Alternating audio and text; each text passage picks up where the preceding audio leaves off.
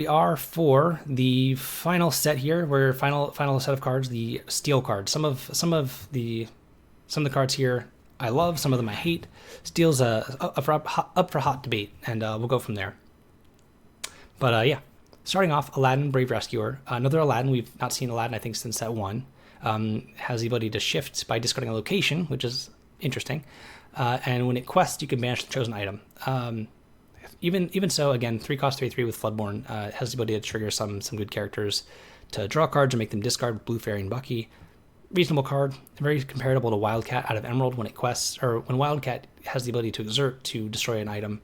Repeatable item banishment is kind of cool. Definitely could be good. And if you shift by discarding location, you can do it immediately on top of an Aladdin already. But I'm not expecting that to be as predominant.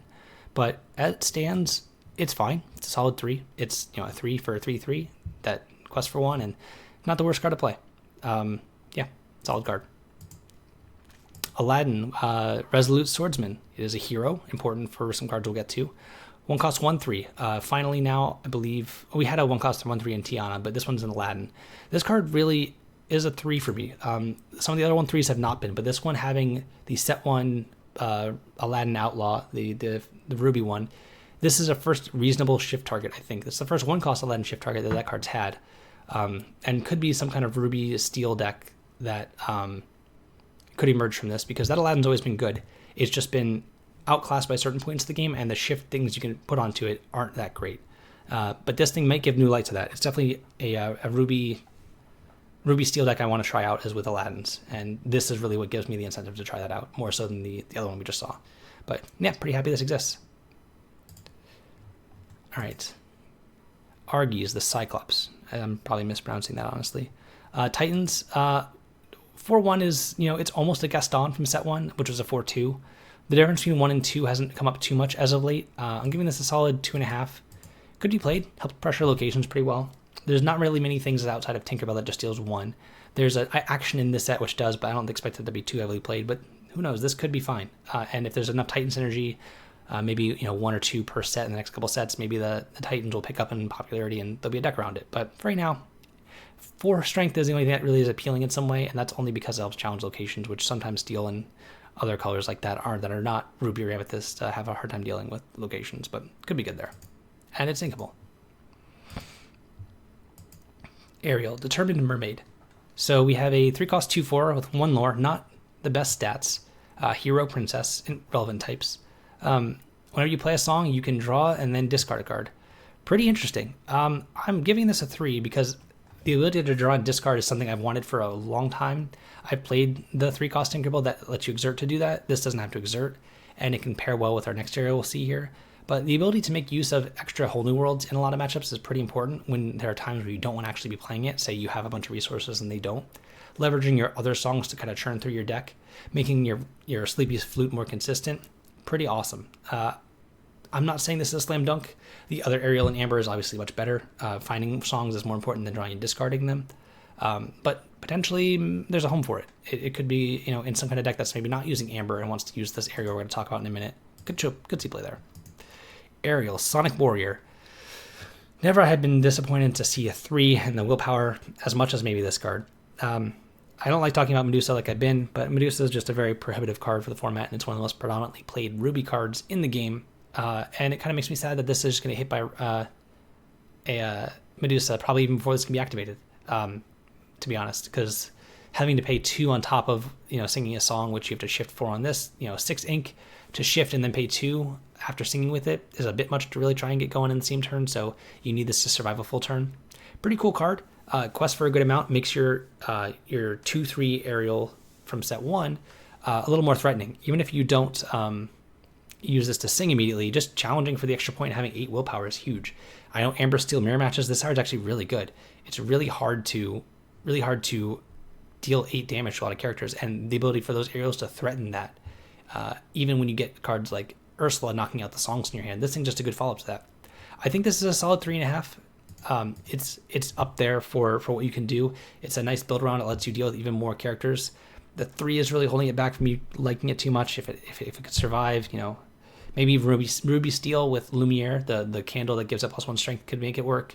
But you get less songs that way. There's a whole give and take with it. But It's a cool build around. Hopefully, it'll see some kind of play. And again, it is inkable, so against Medusa matchups, you can just kind of ignore it. But it's also not a bad top deck late. 3/8 questing for 2, hard to kill. Sorry, it's Maui. So not all downside, but not spectacular. Beast, thick-skinned. It's a fine card. This is getting 2.5. It's not ideal. Resist 1, a little bit less important than I'd think. There's which prince is it? The prince from set 2, the bodyguard 1/3 with resist 1. That has 2 lore is a little bit better, I think, than here. You don't really want to shift many of the beasts. Sad Beast isn't really something you want to shift in general. But yeah, the prince is just a better card than this overall. This could be fine in some situations where you might want to shift, but right now there's not really much to see with this. Next up, Chi Fu, Imperial Advisor. I really like this card. Solid 3, maybe 3.2 or something like that, wherever in between there. But it's on its face value, just a 3-cost 0/5 with that quest for 3. If it's damaged, only quest for 1. That's where it is. And that's a strong effect. Questing for 3 on a 3-cost character with 5 health that can't really be taken down by much, that's a lot.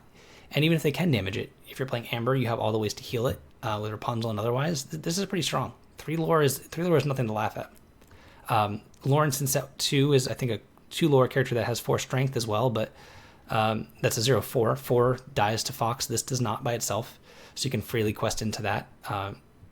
Obviously, they can challenge with the character they pick up first, but hey, this one definitely takes 2 attacks out of most decks to get rid of it outside of a Maui, and it might bait them into damaging it, which you can Rapunzel it, and also it can challenge. Unlike the 0/4 and Ruby we saw before, this can challenge even though it's 0. It's got a lot of health, and that can certainly bode well for Rapunzel. So I'm looking forward to trying this out. It's definitely a card to keep an eye on. It could be played. Dies to Medusa, yes, it does, but hey, we can do. Chen Po, 4/7 bodyguard. It's fine. Probably a fine limited card. Set 1, I might have considered this for protecting against Maui.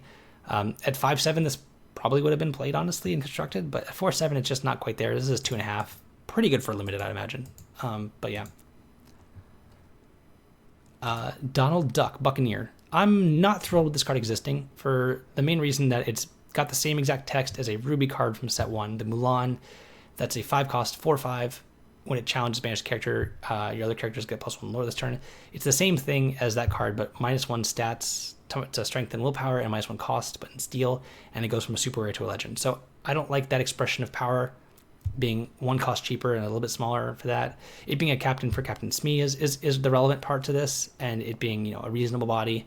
Sure, Medusa, but anything that costs 4 or less can almost get past the Medusa test, but still, it's a fine card. It will see play, I think, in some stands. It's one of the first actual steel cards that playing on turn 4 is reasonable. Most Amber and Steel cards in that color pair don't have 4-cost characters you really want to play until we get to this set, and this is one of them. Solid card. I'd give this as 3, maybe 3.5. It's close to being really good, but it's fine. Being a pirate also might have some synergies too, but I haven't seen too many incentives to be a pirate quite yet, especially in this set. The previous one didn't quite have enough either, but it could be good. All right, Hercules. Bodyguard resist 1, so we survive a Lunky Zeus. It doesn't survive a Maui, though. It's pretty big. I mean, I don't mind this character. I'm almost giving it a 3. It's not quite a 3.5. It's still just a vanilla character, pretty much. But surviving a Lunky Zeus on a big character is pretty nice, and all the chip damage effects. But the fact that it still gets hit by Maui is a little bit rough for me to want to get behind in these things. But it's not that bad. If there's more synergies for Hercules, beyond what we've seen so far in the coming sets, I'm looking for cheap Herculeses to pair with the Megara that can untap and add an Emerald. But not the worst stats. 3, very good for limit, I'm sure. I think it's better than the shift 1, except for the shift part. But we'll see. All right, one of my picks for one of the better cards in this set is going to get a 3.5. It's a kind of a build around, almost a 4 kind of deal. LeFou. So it's a free character, right? If you challenge and banish something, it's a free character. There are a few ways to take advantage of this kind of card. One is dumping your hand like with a whole new world. And just, if you challenge something, refill your entire hand. That's pretty great. It definitely can be played for free. It's fantastic. Its body isn't the most relevant. The home I think it's going to see the most placed in is going to be Steel Amethyst because of Pinocchio, 2 cost, that exerts a chosen character. And in that color pair, you get to play Rafiki and Captain Hook to help really challenge anything. So on turn 2, you can play this. This character's job is 2 things. This character's job is to sing Friends on the Other Side on turn 3, because it'll be in play on turn 2, hopefully, or sing Storm Rage on, or be something that you can play after challenging something, play a Fox, pick this up, and then replay it again. So in that scenario where you say trade off something early, you want to just develop to the board because you have a Underworld coming up, or if you say shift, a Robin Hood, challenge or something, you get to play this out for free and empty your hand and go on. It survives a lot. It is a 3-cost 2/3, which is the worst scenario for it. It's also ink, which is fine, but this card has the potential to be one of the best cards in the set. It's only not higher because its effect on the game isn't very powerful, but it as a card and being material is very powerful. The biggest thing is really the ability to play out a bunch of foxes quickly. You can just deploy them all and play them out and have a super wide board very quickly. I think that'll play into a lot of strategies really well, and I'm anxious to see how this card plays out. It works really good with Lumiere, the candle to make it 3/3. Trades with a ton of things, helps boards go wide, and this will help things get under really easily. One of the things I like about this card is just the ability to help pressure. Locations is always something to deal with, and it just empties your hand quickly too, which some of the cards in the set care about your hand being empty. Tiana included is a previous expansion that has that thing to care about, but potentially a very, very good card. It is a very solid card that they'll see a ton of play, but it's not a powerful effect. It's just a very good tool for powerful cards, and that's where it really falls into it. That's why it's not a higher ranking, but it's 3, a little bit higher, 3.5, not quite 4. So 3 and 3.75, somewhere around there. But it is a very strong card, and I do expect to see a ton of play. And I'm interested to see what kind of aggressive decks can utilize this. Again, to sing cards like Friends on the Other Side, to sing cards like Storm Rage on for free, truly, because you didn't pay anything for this character either, and doing it early, because you can sing Friends on turn 3 if you've played this on turn 2, which is not the most unreasonable thing to think you can do. But this card will single-handedly make me think that most Amethyst Steel decks should just be playing 4 copies of the 2-cost Pinocchio that exerts, because it's just incredible with that card just to be free. So, yeah, big fan. Big fan. One of the cards I'm going to build around and play in a lot of decks. Li Shang, 5-cost 5/5, quest for 2. Fine, not great. Limited, limited 2, 2.5, probably 3 unlimited, but no room constructed anymore. I think the time for this being good is past. It would have been maybe good in set 1. We played Cerberus because it was a 6/5, but that thing died to Zeus too, so not really that much. Your hero characters get +1 strength. Fine. Dedicated hero deck, sure. I would prefer this to be a hero 2 and say other, so that 2 of them work in tandem. It's not great. 2.5. Not the worst card you could play, but not exciting either. And I don't like the differential between hero and ally. That's been kind of bugging me, because I feel like allies are heroes in a lot of ways, but who knows what the rules behind that are. Luisa Madrigal. So functionally a 4/4 most of the time, because you're most likely going to have 2 characters in play, especially when we talk about having LeFou in your deck. 3-cost 4/4, pretty above the stat line. Its conditions for keeping it that way are not that hard to keep fulfilled. You have a Pascal in play, and then these things are always a 4/4 and always an evasive character. Solid 3, role player, maybe works with weight set or something like that. I don't know if we'll see a ton of play, and it's kind of odd that it's one of the only Madrigals not in Amber or Amethyst, but it's a good card. It's a solid card, good for limited, and it could see some play constructed at stat line as it is. Not betting on it, but it could.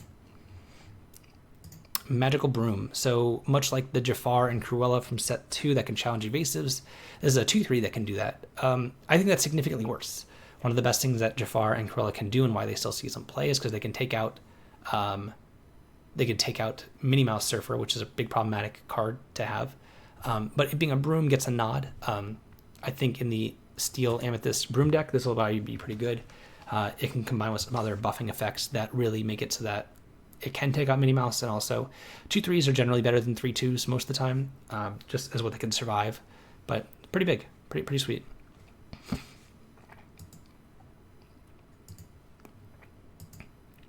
All right, I'm not sure the exact name of this Broom, but it has +2 strength for each other Broom in play, and it has resist 1. So it's essentially a Kronk, but it has resist 1. And it's a constant buff, not a challenger buff, so it does get around Medusa in that way, but I'm not too thrilled by this effect. I I don't feel like that the big characters are what Brooms are going to be about. More like a lot of cheap characters. The body's fine. It's maybe a 3. It challenges pretty well, but it's not great. It's okay, but it's not great. It'll probably see some play as a nice top end card, but I'm not looking forward to having to play that card. I'd rather play other things. Mickey Mouse, Playful Sorcerer. So 5 cost 3/4, resist 1. Okay. Medusable, unfortunate. Shift 3. Okay. When you play this character, so it doesn't have to be shifted, deal damage to the chosen character equal number of Brooms you have to play. Potentially really good. Potentially, enters play and kills 3 health character. Maybe a Surfer Mini. Not that Mickey Mouse would ever kill Minnie Mouse, but who knows. It is a little bit hard to make that work, but the fact that it does come down and kill something kind of gets it past that Medusa test of having to just die to it. This can potentially kill something on the way in, so it kind of gets around that whole, unplayable because it can die to Medusa thing. Potentially pretty good. I think in Broom decks, this could either be it could be a 4. It's close to a 4 depending on how many Brooms you have in play. Even on base stats, it's reasonable. I don't think this is going to see a ton of play outside of any deck with Brooms. The stats aren't too impressive. But even just dealing 1 could be plentiful enough. I mean, sometimes the resist is really relevant. The questing for 2 is really relevant. The body's fine. Shifting, there's not too many Mickeys to shift onto that are impressive, but it could be played. And yeah, I'm excited to see what a Broom deck looks like when this sets out. All right, Mickey Mouse, Standard Bearer. When you play this character, chosen character gets plus Challenger 2 till end of turn. It's fine. I'm giving this a 2.5, 2. It's not ideal. Yeah, I mean, just it's something to shift onto with the Mickey we just saw, but it's not great. Kind of like a crab, but still, yeah. 4 cost 3/6. Interesting for steel, but not particularly great. We saw the Hades there. This is a 2, 2.5. I mean, for limited, it's probably a 3, but yeah, reasonable stats. Not going to see playing instructed. Yeah. Moving on. Who are we moving on? Oh boy, are we moving on. All right. It's taking a minute here. I'm bad at pronouncing things. Philoctetes. Phil. I'm calling him Phil. Okay, Phil. No nonsense. See, he's got no nonsense. He's not messing around with my nonsense of not being able to pronounce his name. Your hero characters gain Challenger 1. Great. Awesome. Good frontside buff. That's more relevant than most things can do. That there's a lot of hero characters. I've done searches. Every color combination has Philoctetes, whatever. A lot of things. That the challenger part's super important. 4 cost 2/3. Okay, not the best stats. 2 lore. Wow. Okay, that's good. We're starting to get somewhere. Whenever you play a hero character, gain a lore. All right. So back to the thing about. I think now. So we have Amethyst, Sapphire, Steel, Ruby. So we don't have anything for Emerald or... No, we do have Amber. We have that item that now can, if you have 3 characters, gain 2 lore. So I think that Emerald is now the only color that does not have the ability to gain lore outside of questing, I believe. This card is very similar in a lot of ways. I see people mentioning Stitch Rockstar. Because it can pair with Stitch, because Stitch is a hero character, Stitch New Dog. There's a lot of characters that are heroes. Ignore that part. This character changes how those decks are going to be built, and also how they're going to play. More decks now can threaten lore and don't just get locked out of games, which is an unfortunate thing that happens against a lot of the control decks, and why they're doing so well is because really at the current state in the metagame, the only decks that really have the ability to gain lore outside of combat are Amethyst and Sapphire. Amethyst in Goats, Sapphire in Lucky Dime. Those 2 colors have the ability to gain lore outside of combat, and why they're so strong is because they can surprise lore and just end the game. Tamatoa plus Lucky Dime is an incredible amount. You can go from, if they have a Lucky Dime and Tamatoa in play and they pass the turn to me at 7 lore, I'm assuming I'm dead. I'm assuming 13 lore is going to happen next turn, even if they have like 1 item besides the dime in play. I'm just going to die. And that's usually the case, unfortunately. But this character is not always something you're going to play on turn 4, because it's better if you can play it and deploy some more characters at the same time. But the dream of being able to play this, get it back to you, and play a second one and play like 2 to 3 characters after that is so incredibly high, and such an insane lore swing that this deck's going to change, I think, how a lot of games are defined. I'm putting this at a 4. It's not a super goof. It's close. It's very strong. If it's very strong, and it's again going to change how the game is played, because a lot of decks have to consider the implications of their actions earlier in the game to maybe be prepared earlier on, try and prevent lore more aggressively than they would otherwise. It's going to definitely be a card that sees a ton of play. One of the ones I picked for one of the best cards in the set, because it utilizes non-combat ways to gain lore. And for me, the set has come down to probably top 5 cards. This is in that top 5 with Mulan, Super Goof, Phil, and there's a couple other here. Forgot the fourth one, but there's one more we'll get to. But super powerful card, incredible card. I'm thrilled to start playing with it. All the different decks, I have to go back and look at every hero. I've seen a ton of heroes. I get Lilo is a hero. One cost Lilo is a hero. Come on. I mean, the Aladdin we saw is a hero, the steel one, both of them. And yeah, there's a ton of things you can do with this card. I'm super excited for Phil. It's one of my favorite cards to try and play with these days. Or like brew around. As soon as the deck builder's up, I'm going to go for it. All right, we fell off that high cliff there, and we saw the last steel legendary. I joked on Twitter that I had found out what the last steel legendary was, and I posted a picture of a $50 bill, because a lot of steel legends have been $50, you know, Robin Hood and Beast, or whatever it was. This one is going to be not great. It's close to being playable. If this was a 4/5, I would think it'd be really good. I actually think this card would be very good at a 4/5. I'd probably play it at 4/5. Its stats are really good. 4/5 with the resist 1 are really hard to kill. 3 lore is a ton. And the no cards in hand challenge ready characters. Challenging ready characters is very, very strong of an effect, for sure. Don't knock it out completely. I know it's uninkable, and I know that it gets hit by Medusa. But maybe there are situations where cards like, or decks like this, cards like this are fine. And I'm not giving this a bad rating. I'm going to give it a 3. I don't think it's as bad as people were making it out to be. I think that it's fine. It's not awesome, but it is definitely playable. And the biggest place I see it being played is decks, maybe even like Blue Steel. Those kind of decks that have Fishbone Quill and potentially other ways to make use of this, or even Emerald Steel, which you might play something like this if you play that card that makes things inkable that aren't, maybe. But some way to utilize this when it's not good is what you're going to need to do. Really, it's just, I think, decks with the Fishbone Quill and the staff. So who knows? Ruby, you have Lumiere to make it work, but yeah, it's close. It's really close, and I expect this to see some out of play. The resist 1 makes it so it survives Zeus. Sure, it gets by Maui, but most things do. Maui's an impossible card to do to get around. But yeah, the resist 1 is just, if the resist wasn't there, there's no shot this would see play. At resist 1 and the ability which can come up be relevant, I think there's a chance, but I'm not excited by the card. But yeah, 3 stars for now.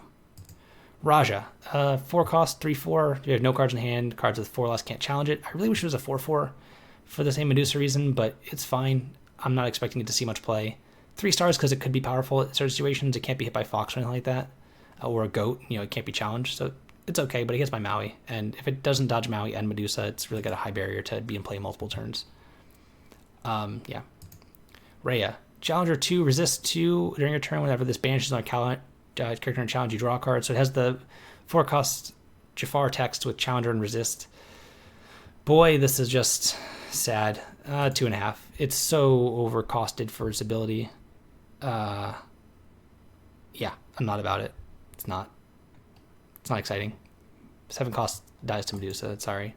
I hate bringing it up. I really do. I don't like harping on that, but it's unfortunate, and it's not fun. Yao, Imperial Soldier, Challenger 2, sure, fine limited card, probably for constructed, not playable, but 2.5, for constructed. Let's say. I think that's all the characters. Let's move on to some of the more of the actions. 4 costs, uninkable.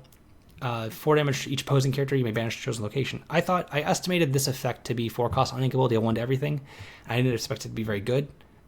This still isn't very good, even though it can banish a location. It's fine, but uninkable. I thought this card would exist at the power level it is. When I was thinking about what would a deal 1 to all your opponents things look like, probably 4 cost uninkable steel card. That's what I was expecting at maybe even 2 sets ago. That's what you would estimate the effect to be at.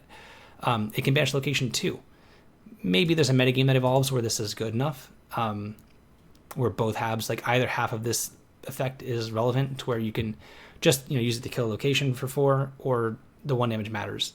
Uninkable, it's going to always hit that barrier, but I think this is about what it had to cost, and uninkable as well. It'd be too good, I think, at inkable, really. But yeah, fine card, glad it exists. 2.5, not exciting. I don't know the name of this song. I don't speak French, but Banish All Items, and it's a song. Potentially fine. I'm giving it a 2.5. It's a role player. It's not great. Maybe 3 as a role player. Banishing all the items against the Ruby Sapphire decks isn't actually always amazing, because like, sure, it shuts off their Flavor Sham for a turn, but like that's not going to stop them from just killing all your characters. I think it's probably overvalued. I think item removal is overvalued against those type of decks to begin with. It's a fine card. It may see some play. It being a song makes it a little bit more likely to be played. But as again, being proactive versus reactive with songs is something I like to not do. I'd almost rather this not be a song, and it might be better because it can't get hit by Ursala then in matchups where you don't want to. You have too much things to try and ink early, and it's not relevant in that matchup. But it's fine. Cool, it exists. I don't think it'll see much play. One Last Hope, 3-cost song, uninkable.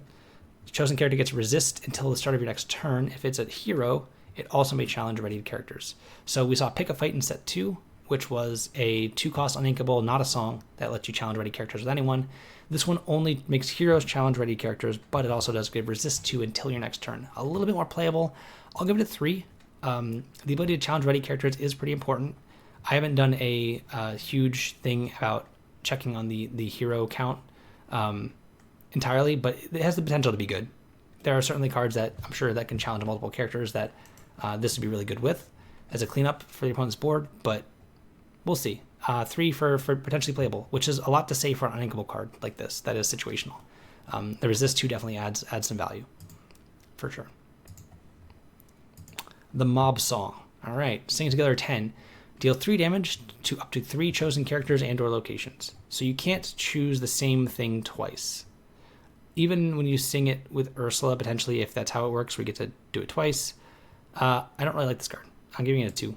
It's potentially swingy, but I don't see this really working out most of the time. The fact that you can't, put essentially deal 9 to one character or deal 6 and 3, it's very situational with how this will actually be good for you. It has to fall pretty perfectly. And it is also a 10-cost uninkable card, which doesn't look very good if your characters get swept up, which is Amber Steel's biggest problem. And Amber Steel, I think, is the primary song-based deck, so that's why I'm giving it a 2. Not ideal. Triton's Decree. Each opponent chooses one character and deals 2 damage to them, so it's a fire the cannons, but they get to choose what it hits. Potentially worse, potentially better. Giving a 2. Highly situational. It does help deal with a card like Prince John if it's just sitting there. Which has ward because they're making the choice, not you. So it can kill Prince John if it's just by itself, but it's unlikely that this is going to be killing much more, and Fire the Cannons is probably better. And Fire the Cannons isn't that great as is, but there could be a world. But I doubt at uninkable it'd be good enough. All right, moving along to this card. Fortisphere. I don't even know what Fortisphere is from. I don't really care, honestly. 1-cost item. When you play it, draw a card.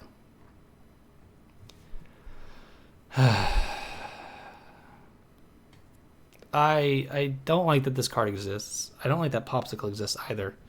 I want cards that I play to have more meaning than just draw a card. I don't like that it exists because you don't care about this card.